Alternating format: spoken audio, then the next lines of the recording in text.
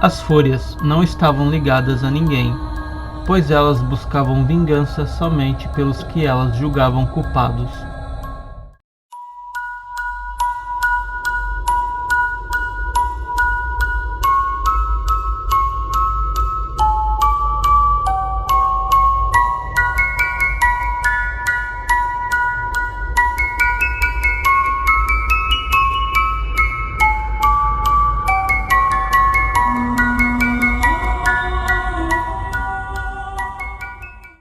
Olá, meu nome é Robert e este é o Grimório dos Seres Sobrenaturais. Te convido a catalogar comigo os mistérios do mundo. Antes de começar, eu gostaria de pedir seu like para ajudar o canal a crescer. E se possível, se inscreva, isso vai me incentivar a postar mais vídeos do assunto. Você já desejou justiça? Sabia que na antiga Grécia essa justiça poderia ser atendida? As Eríneas, na mitologia grega, eram personificações da vingança. Enquanto a deusa da vingança Nêmesis punia os deuses, as Eríneas puniam os mortais. Na mitologia romana eram chamadas Fúrias. Elas viviam nas profundezas do Tártaro, onde torturavam as almas dos pecadores julgadas por Hades e Perséfone, seus pais. Outra versão afirma que nasceram das gotas do sangue que caíram sobre Gaia quando o deus Urano foi castrado por Cronos. Mas a versão mais aceita é que elas são mesmo frutos da relação conjugal de Hades e Perséfone. Elas eram seres pavorosos. Na maioria das lendas, possuíam asas de morcego e cabelos em forma de serpente. As Eríneas, deusas encarregadas de castigar os crimes, especialmente os delitos de sangue, são também chamadas Eumênides, que em grego significa as bondosas ou as benevolentes. Eufemismo usado para evitar pronunciar seu verdadeiro nome, por medo de atrair sua cólera. As Eríneas eram convocadas pela maldição lançada por alguém que clamava vingança. Eram deusas justas, porém implacáveis, e não se deixavam abrandar por sacrifícios nem suplícios de nenhum tipo. Não levavam em conta atenuantes e castigavam toda ofensa contra a sociedade e a natureza, como o perjúrio, a violação dos rituais de hospitalidade e, sobretudo, os assassinatos e crimes contra a família. Podemos dizer que, através das fúrias, os antigos gregos simbolizavam o remorso e a culpa que enchiam a alma e a mente de uma injustiça, um mal ou um criminoso que levavam à sua destruição, provando que o olho da justiça divina vê tudo e distribuindo todos corretamente com a remuneração que mereciam. Nenhum culpado é salvo de sua vingança abismal, mesmo que ele possa acreditar que está seguro. De repente, as terríveis fúrias saem em sua direção, não deixando-o em paz, saqueando sua casa, expulsando de lá e perseguindo-o, até ele cair cansado e louco das canções que constantemente tocavam em seus ouvidos. Na versão de Ésquilo, as Eríneas são filhas da deusa Nix da noite. Suponha-se que elas eram muitas, mas na peça de Ésquilo elas são apenas 3, que encarregavam-se da vingança e habitavam consoante as versões, o Érebo ou Tártaro, o inframundo onde descansam até que são de novo reclamadas na terra. Os seus nomes são Alecto, a implacável, eternamente encolerizada. Encarrega-se de castigar delitos morais como a ira, a cólera e a soberba. Tem um papel muito similar ao da deusa Nêmesis, com diferença de que esta se ocupa do referente aos deuses, tendo Alecto uma dimensão mais terrena.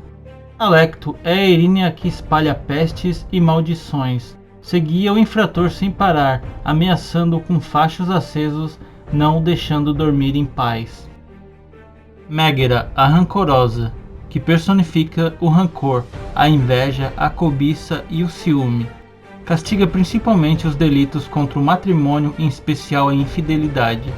É a Erínea que persegue com a maior sanha, fazendo a vítima fugir eternamente. Grita sem parar nos ouvidos do criminoso, lembrando-lhe das faltas que cometeu. Tisífone, a vingadora dos assassinatos. É a Erínea que açoita os culpados e os enlouquece. Tisífone é responsável por punir aqueles que cometem o crime do homicídio, principalmente contra seus familiares. As Eríneas são divindades quitônicas, presentes desde as origens do mundo, e apesar de terem poder sobre os deuses, não estão submetidas à autoridade de Zeus. Vivem às margens do Olimpo, graças à rejeição natural que os deuses sentem por elas. Por outro lado, os homens têm-lhes pânico e fogem delas. As Fúrias eram forças primitivas da natureza que atuavam como vingadoras do crime, reclamando com insistência o sangue parental derramado, só se satisfazendo com a morte violenta do homicida. Posto que o castigo final dos crimes, por mais horríveis que sejam, é um poder que não pode corresponder aos homens, estas três irmãs se encarregavam do castigo dos criminosos, perseguindo-os incansavelmente até mesmo no mundo dos mortos, pois seu campo de ação era sem limites. O remorso de Orestes. Na antiguidade, sacrificavam-lhes carneiros negros, assim como libações de nefália ou hidromel. Libação é o ato de derramar água, vinho, sangue ou outros líquidos com finalidade religiosa ou ritual, em honra a um deus ou divindade. Existe na Arcádia um lugar em que se encontram 2 santuários consagrados às Eríneas. Num deles, elas recebem o nome de Maniae, as que protegem todos. Neste lugar, segundo a lenda, relatada por Ésquilo na tragédia As Eumênides, perseguiam a Orestes pela primeira vez, vestidas de negro, torturando-o e enlouquecendo-o. Perto dali, e segundo conta Pausânias, no outro santuário onde o seu culto associava-se ao de Graças, vistas como deusas do perdão, neste santuário purificavam a Orestes, vestidas completamente de branco. Orestes, uma vez curado e perdoado, aplicou um sacrifício a si próprio, expiando seus pecados e dedicando devoção às Eríneas. Poderes e fraquezas. Antes de começarmos a listar aqui os poderes desse ser poderoso, eu só queria informar que as fraquezas das Eríneas são desconhecidas. Pesquisei bastante e infelizmente eu não encontrei nenhuma maneira específica de derrotá-las, por serem praticamente imbatíveis em suas descrições. Os dados a seguir remetem à mitologia grega. Não levei em consideração o RPG de mesa Dungeons & Dragons, pois as lendas são os que mais se aproximam da realidade, por estar presente nas antigas histórias gregas. As Eríneas, ou Fúrias em geral, possuem habilidades semelhantes, como o poder de voar, graças às suas asas negras. Também é dito em algumas histórias que possuem cabelos de serpentes, e seus olhos derramam sangue ao invés de lágrimas. São ditas como imortais, dado que são mais antigas que a própria Terra. Costumam atacar em grupo de 3, porém cada uma possui suas habilidades únicas. Alecto é a fúria responsável por espalhar pestes e maldições. Ela segue o infrator ameaçando-o com tochas e venenos, não deixando dormir e nem descansar em paz. Em certas lendas também é dito que Alecto pode conjurar ou se transformar em um monstro marinho gigante. Megaera é a fúria que persegue suas vítimas incansavelmente, fazendo-as fugir eternamente. Usa seu grito forte e constante nos ouvidos do criminoso, lembrando-lhe das faltas que cometeu, deixando-os enlouquecidos e às vezes surdos. Já Tisífone é dito como a vingadora dos assassinatos. É a Erínia que utiliza um longo chicote que açoita os culpados e os enlouquece. Dizem que esse chicote pode ser feito de serpentes e estar carregado de veneno. As lendas também contam que Tisífone tinha poderes de controlar fênix usando-as como armas. Entretenimento.